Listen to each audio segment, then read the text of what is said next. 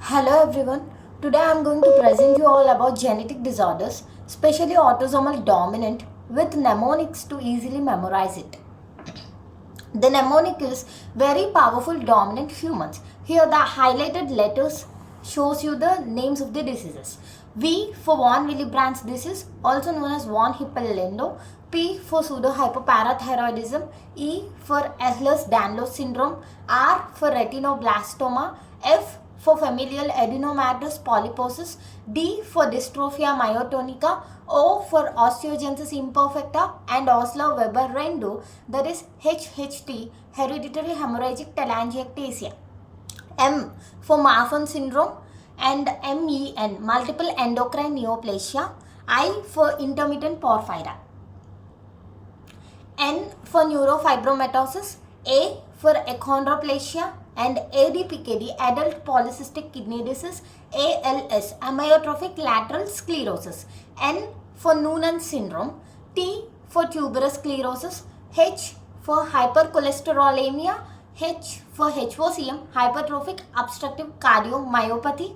Hereditary spherocytosis, hereditary non-polyposis colorectal cancer and Huntington's disease. So now I am going to give you a detailed explanation about the above mentioned diseases. First one is von Willebrand's disease. Von Willebrand disease is a blood disorder in which the blood does not clot properly due to low level of von Willebrand factor protein in blood. Von Willebrand factor is the factor required for blood coagulation. Here this is a picture. The first one shows you the normal blood vessel where the bleeding stops because platelets stick together and start to clot.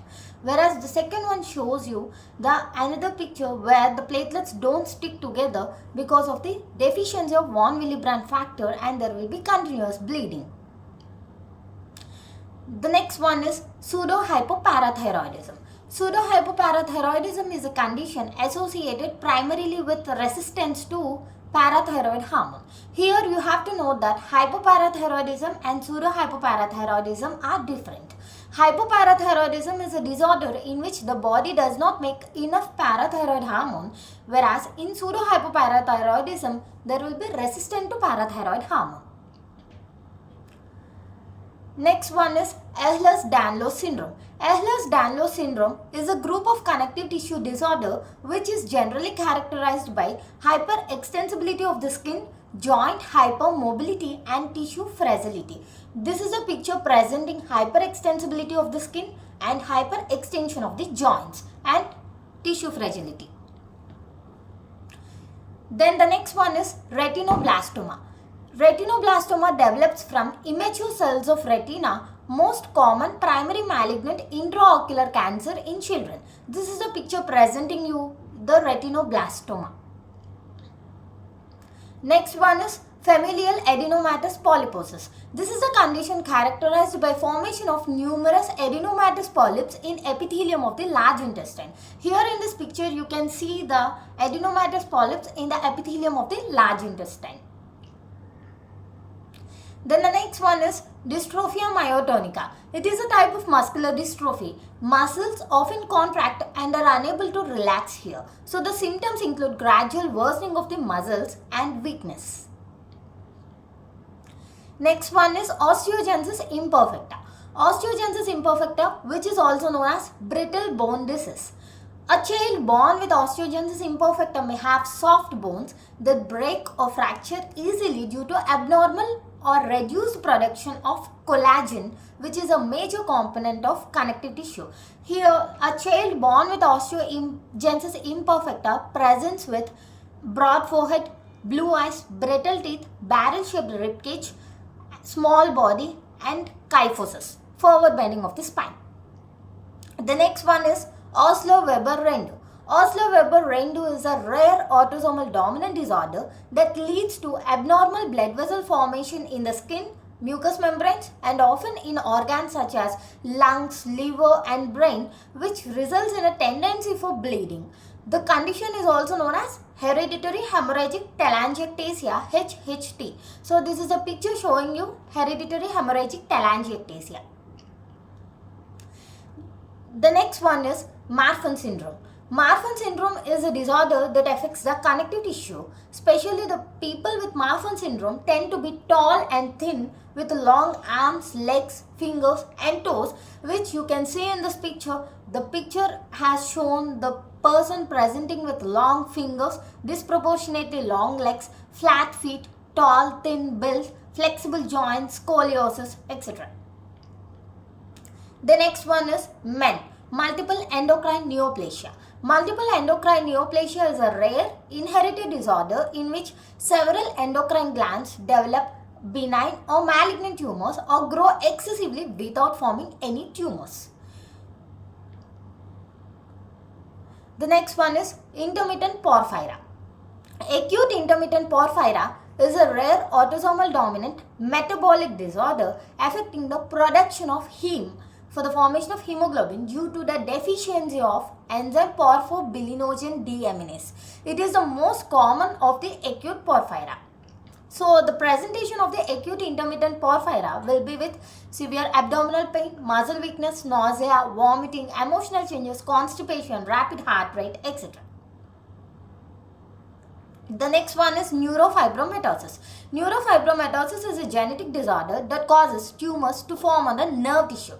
Neurofibromatosis is usually diagnosed in either childhood or in early adulthood. So this is a picture showing you various formation of the neurofibromatosis on the nerve tissues. The next one is achondroplasia. Achondroplasia is a bone growth disorder that causes disproportionate dwarfism. It is caused by mutation that prevents the changing of cartilage to bone. People with achondroplasia are short in stature with a normal sized torso and short limbs. Here the picture shows you disproportionate dwarfism and proportionate dwarfism. Proportionate dwarfism, the whole body will be short, whereas in disproportionate dwarfism, the trunk will be normal, whereas the person presents with short limbs. Next one is ADPKD, autosomal dominant polycystic kidney disease. Autosomal dominant polycystic kidney disease is a multisystemic and progressive disorder characterized by cystic formation and enlargement in the kidney and other organs. Example, liver, pancreas, spleen. Even the cysts are non-cancerous. Here in this picture you can see the various cysts on the kidney. The next one is amyotrophic lateral sclerosis, ALS.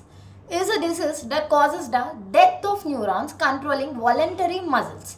ALS is characterized by stiff muscles, muscle twitching and gradually worsening weakness of the muscle. Here you can see in the picture the first one showing you the healthy muscle and normal nerve cell, whereas the second one the muscle is wasted and nerve cell is affected by amyotrophic lateral sclerosis.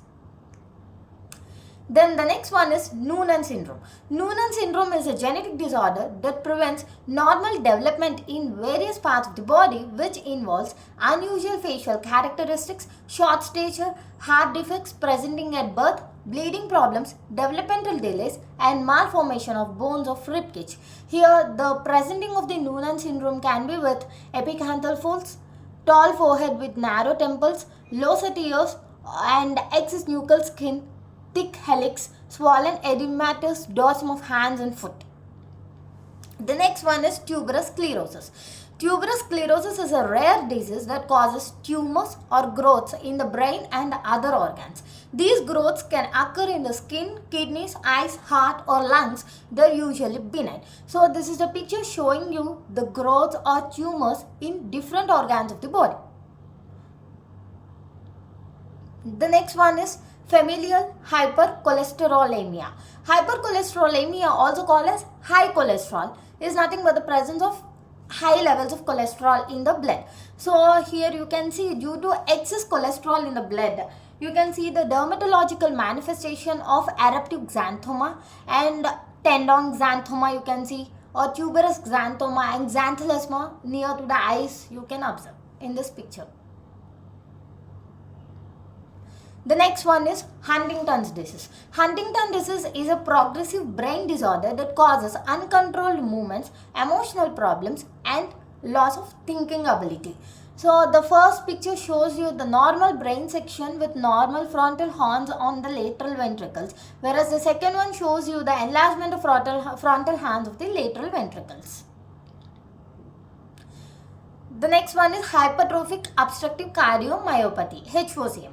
HOCM is a disease which affects the heart muscle. Myocardium becomes abnormally thick, hypertrophic. The name itself is indicating here. The thickened heart muscle can make it harder for the heart to pump blood. So here the first heart shows you the normal heart, and the second one you can observe there is thickened cardiac muscle showing hypertrophic cardiomyopathy. And the next one is hereditary spherocytosis. Hereditary spherocytosis is a disorder of the red blood cell membrane leading to abnormal shape of the RBCs, making RBCs prone to rupture, hence causing hemolysis. So you can see the first one biconcave shape of normal red blood cells, whereas the second one sphere shape, that is nothing but the spherocyte. Then hereditary non-polyposis colorectal cancer. Hereditary non-polyposis colorectal cancer, also called as Lynch syndrome, is a type of cancer syndrome. It is associated with a high risk of colon cancer and other cancers. The increased risk for the cancers is due to inherited mutations that impair DNA mismatch. So here you can see the growth cancers over the intestine, large intestine. Thank you.